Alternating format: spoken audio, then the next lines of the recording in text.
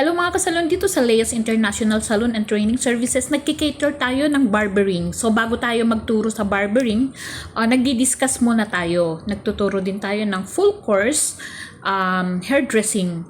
Pwedeng basic and advanced. Pero dito sa basic, magdi-discuss muna tayo syempre kung ano yung pag-aaralan about sa full course ng hairdressing. Syempre, ang number one na pag-aaralan muna ay about sa hair, and then about sa peroxide, saan ginagamit iyan, and about sa colorant. Lalong-lalo na yung sa numbers, sa colorant. Importante yung mga first number and second number. Dapat alam yan ng isang estudyante. And then magha-hands-on kami, tuturuan ko sila kung paano mag-blower.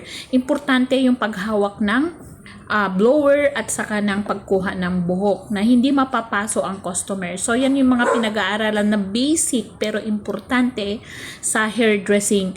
Ganun din sa barbering, basic po yung gamit ay gunting at suklay.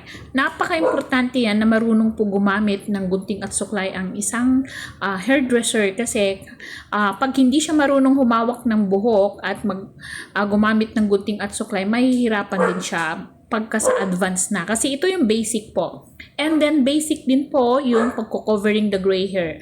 So tinuturuan natin sa level 2 ng hairdressing kung paano color sa roots and then mag-highlights. Kasama yan kasi sa assessment kapag tayo ay nag-aral tungkol sa hairdressing course, full hairdressing course, lalo na sa assessment.